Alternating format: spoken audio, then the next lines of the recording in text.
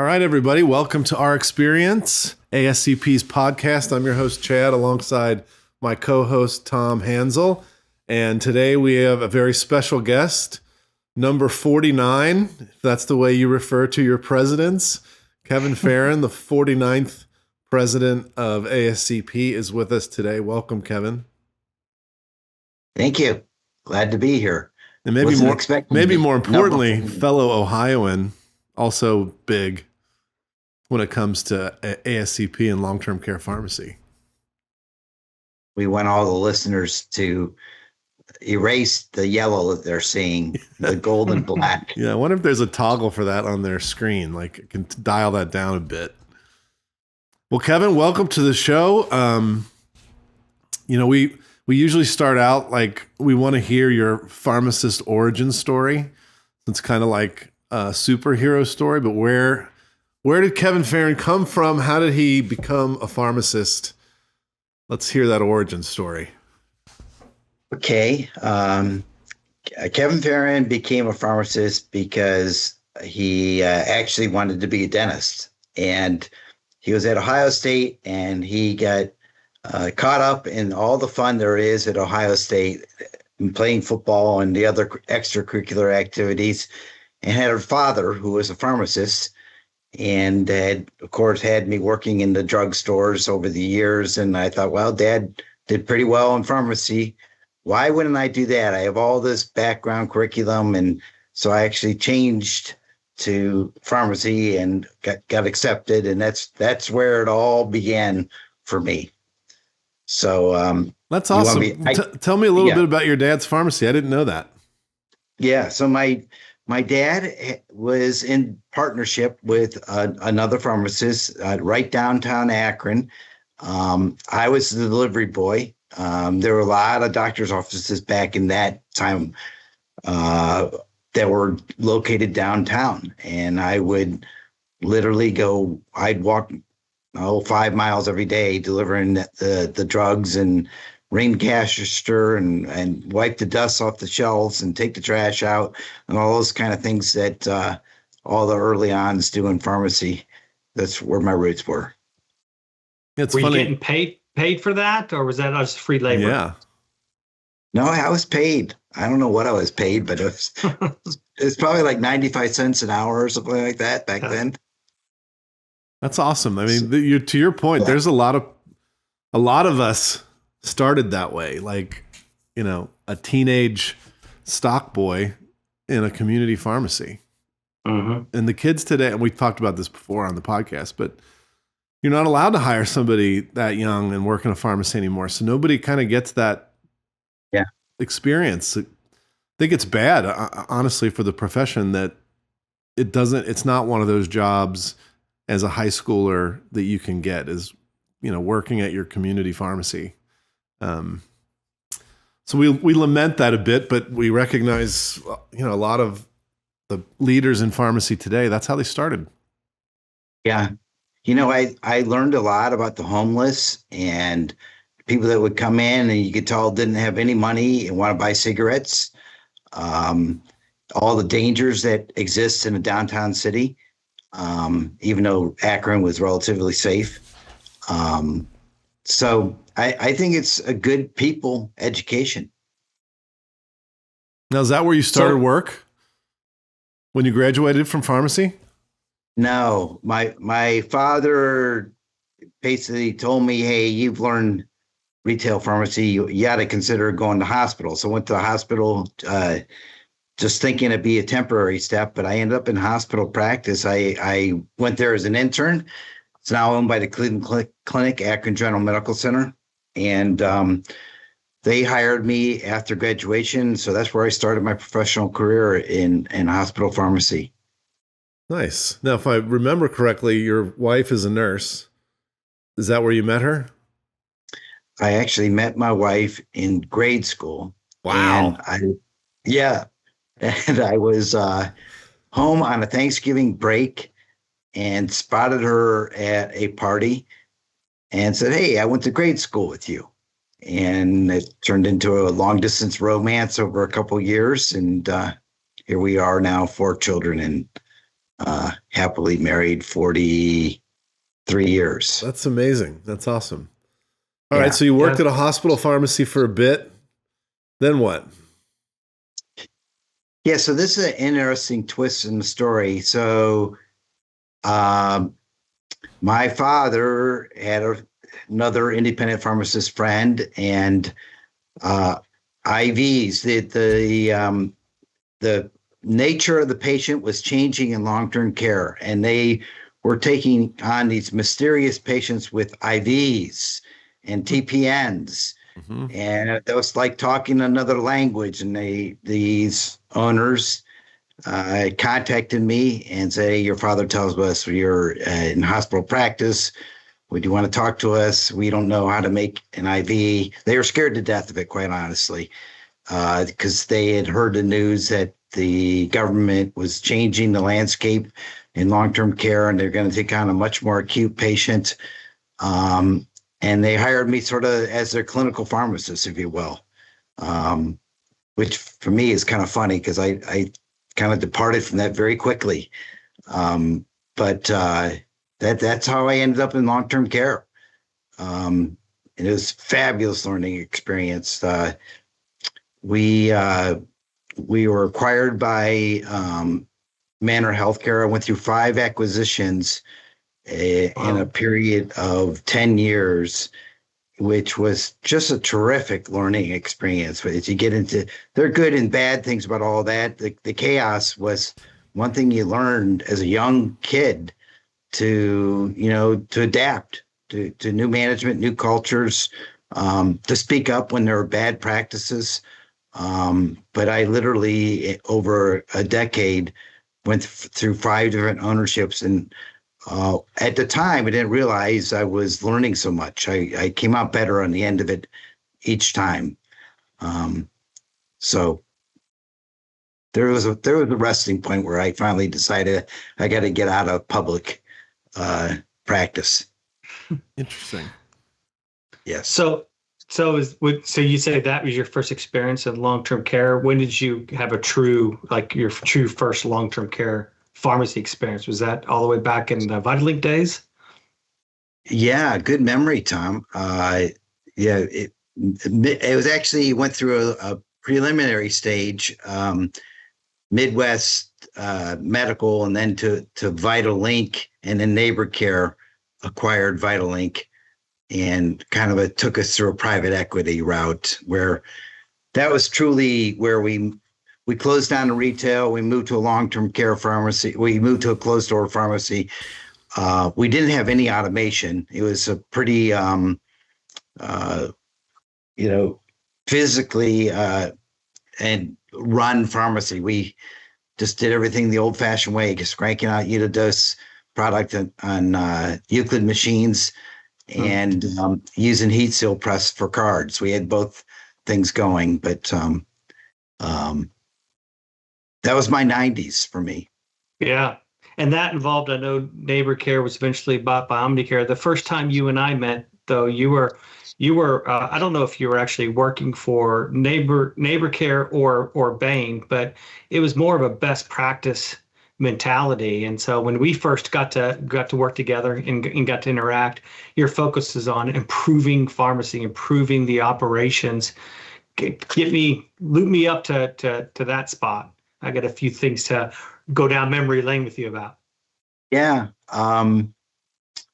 So that also might be the next milestone I would mark down as where I learned so much. And actually, Neighbor Care placed me in the position of, I was vice president of best practices, which was really nothing other than a job to go around and find out what pharmacies they could automate and what pharmacies had good and bad practice, and to codify those and to come back to them and talk to them about what the recommendation would be to. And Omnicare, I give them credit, they actually elevated that role. In terms of elevated, they were willing to get behind the money needed to spend to process improve operations. And it may have been monetarily driven, but I think there was a lot of quality. We all recognize that machinery can do it better than human beings.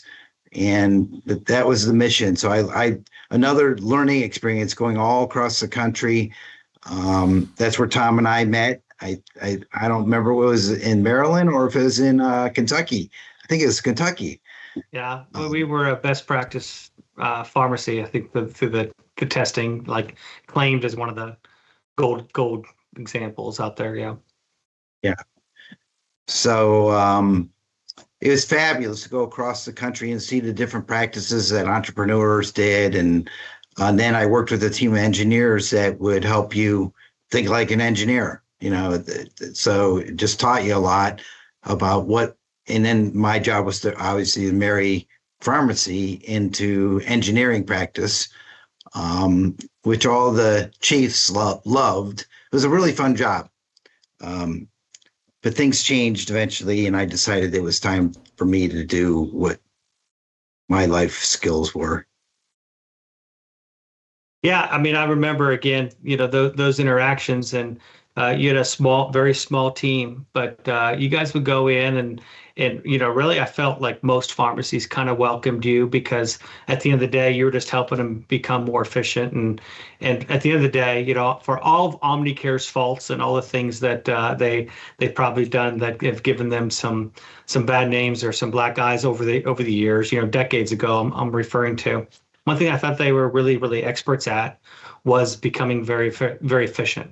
Especially, I know the automation was very limited, but they could get product out the door in pretty massive amounts and a lot of central fill. But I know that you were ahead of really trying to help pharmacies identify areas of efficiency in not just in dispensing, but throughout. But any good war stories from a couple experiences that you can share without necessarily naming names or throwing anyone uncomfortably under the bus? But I'm sure you've got a lot of good stories. Yeah, there's one that sticks out in particular. So of course, when you install automation, there's future savings to be had, and at the time, the CEO was getting ready for one of their quarterly reports to the street, and he called me in and said, "Tell me what you're going to be working on in the next quarter, and what are the savings?" And I knew better than to deliver money results to the CEO. That was going to take them publicly. And this is November. It's like November 24th. And I've been called unexpectedly to travel. And I'm thinking, this is Thanksgiving. This is who wants to travel over Thanksgiving? And he was rather persistent and was told me, "You're not going home for Thanksgiving if you can't deliver it to me X number of dollars." And I had a few words to say about that.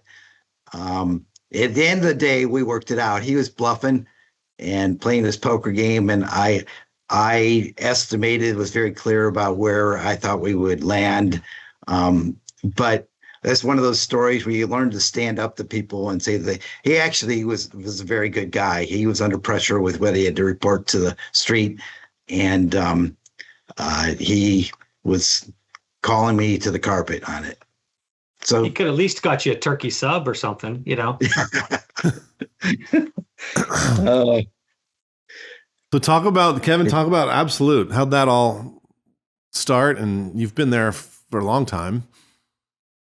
Yeah, I've been at Absolute for 15 years, and we are a privately held pharmacy to a family that's been in healthcare for 50 years. They basically created their own companies for all of their supply chain. We service a chain that they own, but that's only 30% of our business.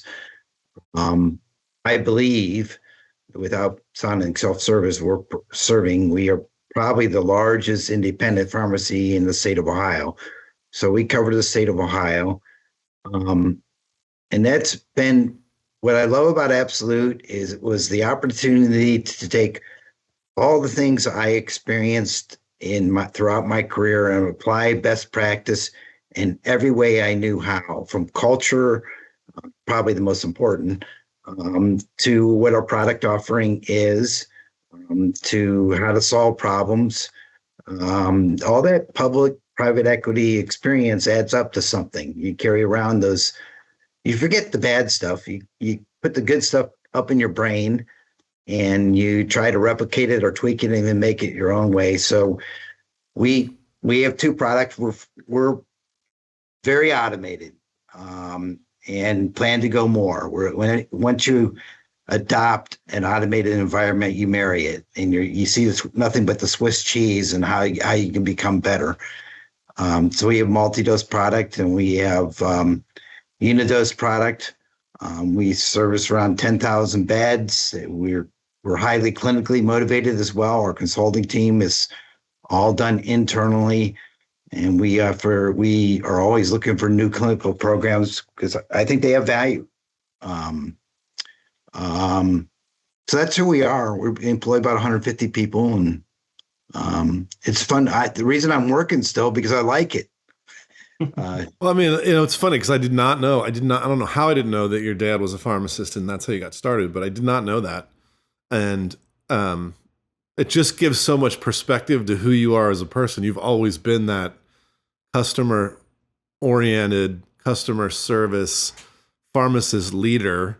Probably, to some degree you got from your dad and your dad having a store, but yeah, I mean, it's interesting to get all of that perspective about you because that's who you are. I've always I loved seeing you in your leprechaun costume. It just speaks to a servant leader, a fun leader, and somebody that knows how to engage their customers. I mean, it's fun. It's cool. Yeah. Let's face it, healthcare is hard. Yeah. And pharmacy maybe even harder. That's an unfair statement, but pharmacy is a tough business. And I always say to my people, you got to make it fun. You got to have humor. There's other people stuck at a keyboard all day. Make their life fun. Do things that entertain them, and that's a huge part of our culture. We take care of our people. We try to make it fun. That's awesome. Including our customers. We have the same attitude with our customers. Because they're in a pickle. The nursing home business is very, very difficult. And it's more fun if you make it. If you're good to each other, the days go a lot quicker. Yep. Yeah, no, Kevin, to Chad's point, you're the first one that we're going to see on a LinkedIn or a photo. You're doing all kinds of things out there with your team, whether it's a running event or, maybe a drinking contest or just what have you. But, you're always the first one to be up there. But, I've been able to experience you in your environment. And I know that your team has tremendous respect for you, but at the same time, you've made some tough decisions. You've had to make some tough decisions over your life, and maybe make some transitions that probably weren't the most popular with your team. How do you balance those things out of being the inspirational fun guy, but I'm also have to be the enforcer at times? Well, I once had a very good CFO, and we had to make some really difficult decisions. And I'll never forget his line. He said, "If a shark doesn't feed, it dies." And I really believe that businesses have got to adapt, and the people that survive are the ones that adapt the quickest. And you have got to be willing to change your business. Otherwise, you're going to go, you're making a decision to kind of die and weep on the vine. So in general, that's my philosophy. You marry the business, you make a decision for the business. Yes, so there are times where people trump everything. It doesn't matter what's going on. You have to have a heart. You don't want to be like Tin Man. So there are times where it may be a tough business decision and you have to do the best thing for a person, a human being. But again, I totally am a believer in businesses that don't change are going south. in a place you don't want to be. Absolutely. All right. Well, let's pivot a little bit and talk about, our annual meeting at the end of October is themed Building an Age-Friendly Tomorrow. It's going to have quite an America 250 theme to it, but it's about, acknowledging our history as long-term care and consultant pharmacists, and then, building what tomorrow is. So where do you see this industry today, and where do you see it moving? Yeah, so really ever since I've been in pharmacy, we've been talking about separating the product from clinical practices and services, cognitive services, clinical services. And my hope is, first of all, I prefer to be an optimist.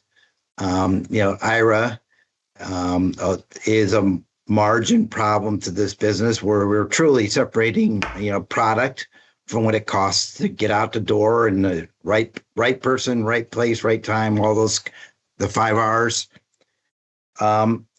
I also hope it's the impetus for provider status and getting paid for clinical services. Where else do we have to go?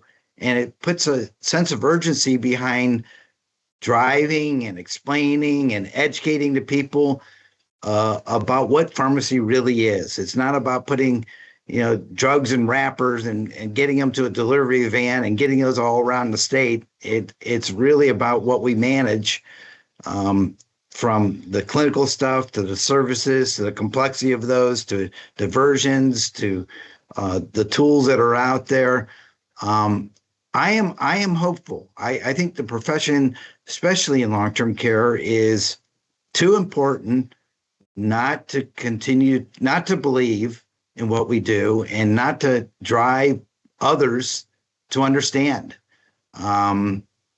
So I hope we're at a crossroad. Doesn't mean it's going to be easy. I don't think anything's going to happen quickly. I think we're going to suffer in the interim period. But I think we got to all ask ourselves, do we think what we do has value? And I come up with yes. Otherwise we might as well go to Mark Cuban model. So I see this as the core to what we do. All of these things we could talk about: compliance package, IV services, how we manage controlled substances, our consultant pharmacists, the AMRs, all that stuff is wrapped into one big software package that's important. Yeah, I mean, I think it's interesting you brought up Mark Cuban. We talk about that model a lot, whether it's the cost plus Cuban model or this Trump RX model. I think the one silver lining to that model is that Mark Cuban pays that community pharmacist a $12 dispensing fee to access that rock bottom cost drug for that patient, which I think is an important facet, because $12 is not what you would need with all of the services that a long-term care pharmacy provides, but a community pharmacy, that's a pretty good dispensing fee and reflective of the services they might be providing out of a community pharmacy.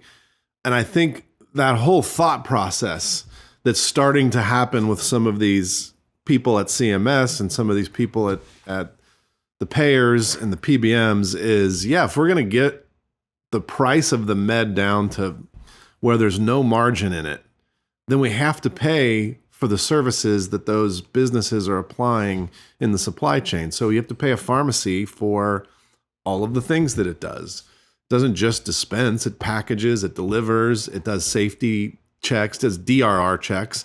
And then in long-term care for older complex patients, it does MRR and AMR, just like you said. So I think it is at least aiming us at that. And I think it's our job to pull that forward and make sure that these systems recognize that, there's a value to that service and you have to pay a reasonable amount for that service. There's some recognition that, we've taken all the margin out of the product, so we expect that we're going to have to pay you more now because you're not making any margin. So we've got to stay on top of that and pull that through for sure. Yep. So, Kevin, let's talk a little bit about ASCP. You've taken this as far as anyone with being the 49th president, El Presidente. But tell me about just your relationship with ASCP in general, why you felt that not only to become a part of that and to be an advocate for what ACP has done for many, many years, but even to our leadership role that you were able to serve for several years. Kind of walk me through that kind of transition, especially if you're talking to that younger generation, maybe they're new pharmacists in their 20s. Maybe they're in long-term care, maybe they're not, but just your relationship with ASCP Association and that leadership role. Yeah, thanks. That's a great question. I thought about that actually yesterday when I was thinking about this podcast. So my introduction to ASCP were from two very, very dynamic people that were practicing at the top of their license. And the first one is Sam Kidder. And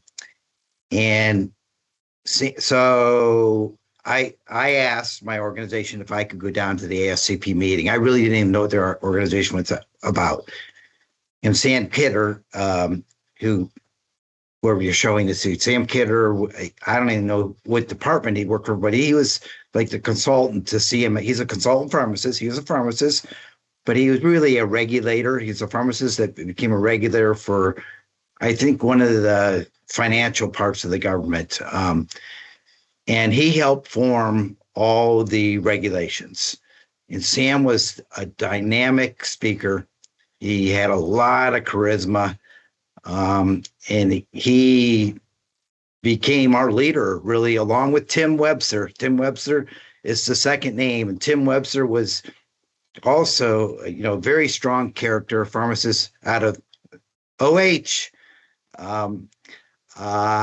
So he was very business driven. He was passionate, and to have Sam Kidder and Tim Webster, he had Chad's job, and that was just such a learning ground for a 30-year-old that was trying to understand this industry, that I became totally interested in ASCP.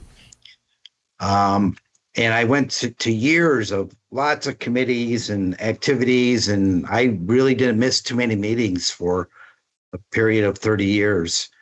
And it really basically gave the foundation to me about how I wanted to practice. So I never expected to end up in leadership, but I did because there was a certain person in ASCP that was very persistent about I should get involved in leadership. And he asked me, quite honestly, and it wasn't on my resume or my bucket list. And I declined, and he asked again, and his name was Chad. And I said, don't you remember we talked about this? Why do you keep asking? Oh, and I would have kept asking. Yeah. And he had two really good answers. He said, because I need you. I said, I need to fill the position. We're going through a downturn period here. And I believed in the profession, and Chad's been a longtime Ohio friend. So he talked me into it. So I put my name in the hat and went through the hierarchy or the years of service you need to become the president. And again, they needed somebody to step up. Quite honestly, it was not on my bucket list. And we were emerging from a difficult time. Financially, we were very distressed, and we are also recovering from leadership problems. And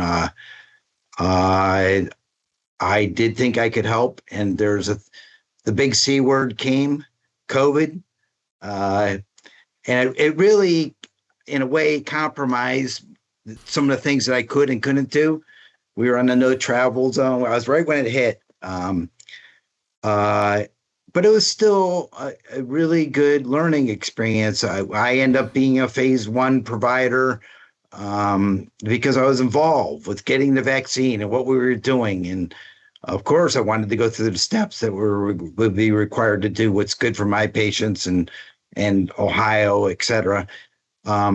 So it really changed my presidency to be a little different than what you may think it would be, and it changed the industry. We all know that. We just didn't anticipate that coming, but it was very bonding. The people that I was in leadership with are lifelong friends.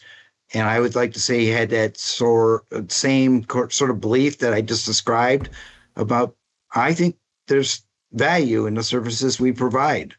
And we're only good as much as we unite together to drive this into something. And that's I drank the Kool-Aid, put it that way. Well, I mean, you clearly, and just listen to this podcast, represent what ASCP is and who we are and what we're about, which is not always easy. Sometimes memberships can align in factions. You know, you've got pharmacists in long-term care that dispense medications, but they don't do any of the consulting. They outsource it or hire it out. You have pharmacies like yours that represent all of it. You do all of it and you invest in all of it. And then you have, consultant pharmacists out there that are independent and just do consulting without the dispensing aspect. And one of, I think, our challenges is making sure everybody understands we exist for all of that. And we think it's great that you're an independent consultant. We think it's great that you have a pharmacy and you do consulting. We think it's great that you have a pharmacy and you contract your consulting. Like, we're not picking different types of members and putting them in any kind of hierarchy.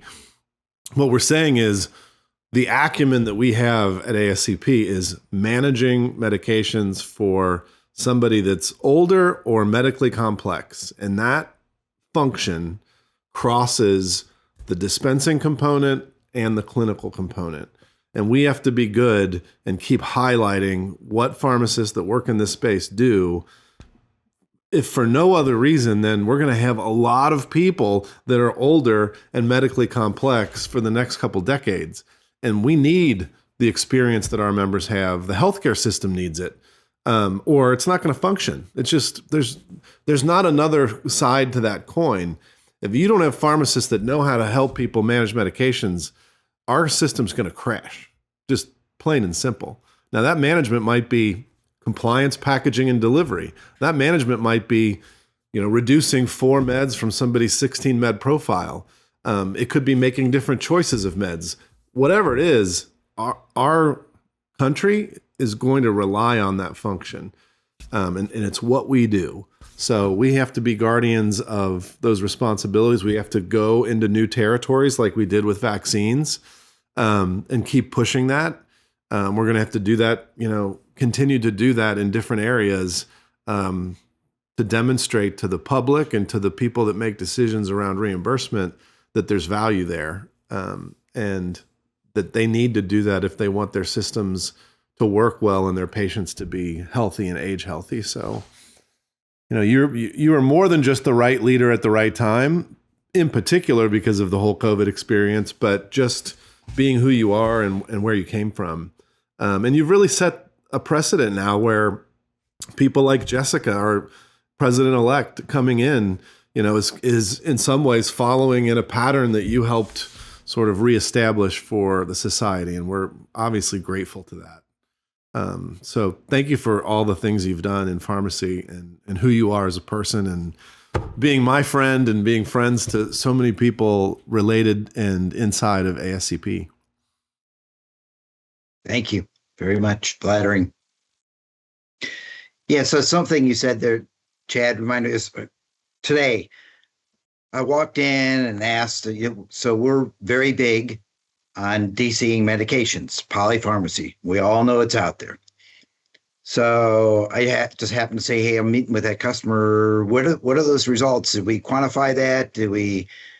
And they say, well, yeah, but the results aren't as promising as what you said. What do you mean by that? And they said, well, there's like 488 drugs that we DC'd. And I said, so what's bad about that? And but over 90% of them are Part D. I said, so what? I mean, didn't we save the system? Take 488 times the average prescription costs. Didn't we save patients from? So what if we didn't save the facility mind? Didn't a nurse have to pass those drugs? So go with that. And I'm going to go tout that to the business decision maker. And everybody beamed up. Yeah. So I think that's about what we do. We're all consultant pharmacists, all of us, all three of us on the screen. So we just come at it from different perspectives and different lens. And that's what the system is, back to what you were just saying. Yeah. I mean, doing the right thing is never wrong. It's never going to be the thing that, you're not going to deprescribe your way into a failed pharmacy. Doing the right thing will bring its rewards and its sustainability. There's no doubt about that. And we'll get there in terms of reimbursement for some of that stuff. Yeah, it's really about that adage. I used to have a CEO that used to tell me, take care of the patient, the money will be there. Yeah. Make that a priority of taking care of the patient. We'll worry about how to get paid for it later. Right. Absolutely. Well, this has been awesome. Tom, any last words? Kevin? Keep changing. Keep. What do they say in hockey? You run to where the puck's going to be. Exactly. Run to where I don't play hockey, but run to where the puck's going to be. Yeah, that's right. And we're in a wild time for that, because that puck is flying all over the ice right now, and trying to keep our eyes on where it's going to be so we can get there is challenging. But you're exactly right. We have to keep our eye on the puck. Yeah, and try not to get hit in the head. Yeah, at the same time. Right. No, I mean, Kevin, for me, you had personal influence on me as a young pharmacist, and so, your legacy for me personally, but what I've been able to experience the last 25 years is really national. I mean, your legacy is second to none, and just your experience of what I heard throughout this whole podcast. Get involved. Take a chance, keep moving forward. That's been your entire life, and all the different things that you've done, and just keep on moving forward. And so I just appreciate that legacy. I got to experience it personally as a young pharmacist, but young pharmacists that don't know Kevin, that's to me that's the prototypical mentality that we need to have is keep moving forward. There's always going to be something to worry about. There's always going to be change, and just keep rolling with those punches. So thank you for your influence that you've had on me, you've had on ASCP, and on the nation of long-term care pharmacy as a whole. Thank you, guys. Absolutely. All right. We'll see everybody next time on Rxperience.